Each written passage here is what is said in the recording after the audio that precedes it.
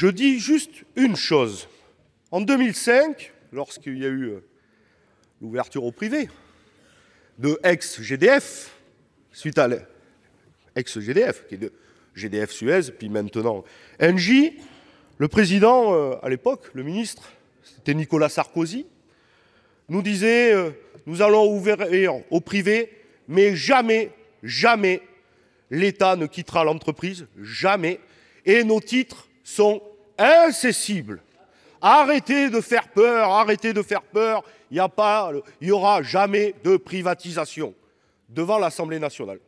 Et voilà, monsieur le ministre, 14 ans après, vous venez finir le travail initié par Nicolas Sarkozy, et j'ai envie de dire que ce débat fait un peu écho à ce que nous avons eu ici au printemps dernier sur le nouveau pacte ferroviaire, où nous étions peu à dire « Attention, l'ouverture à la concurrence, on sait déjà le débat ». Vous nous direz ensuite que pour concurrencer des entreprises privées, on ne peut pas garder une entreprise publique, il faut la privatiser.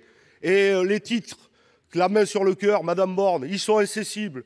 Mais on augmentera le capital. Et c'est comme ça qu'on fera rentrer le privé. Et puis un jour arrivera où on nous dira l'État n'a plus vocation à détenir des parts dans la SNCF et on privatisera. J'espère que ça sera dans très longtemps.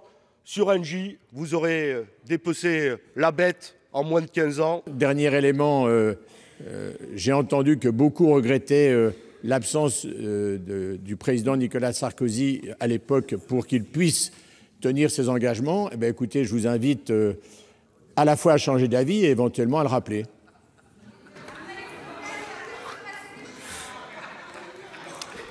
Bien, allez, discussion du XXIe siècle. Monsieur le maire, vous avez la parole.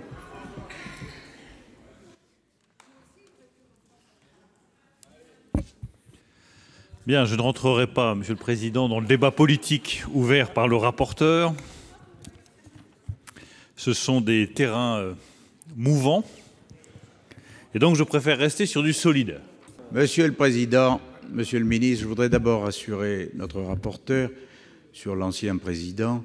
Il n'est pas à l'île d'Elbe. Il est inutile de demander le retour de l'aigle. Il fera ce qu'il souhaitera.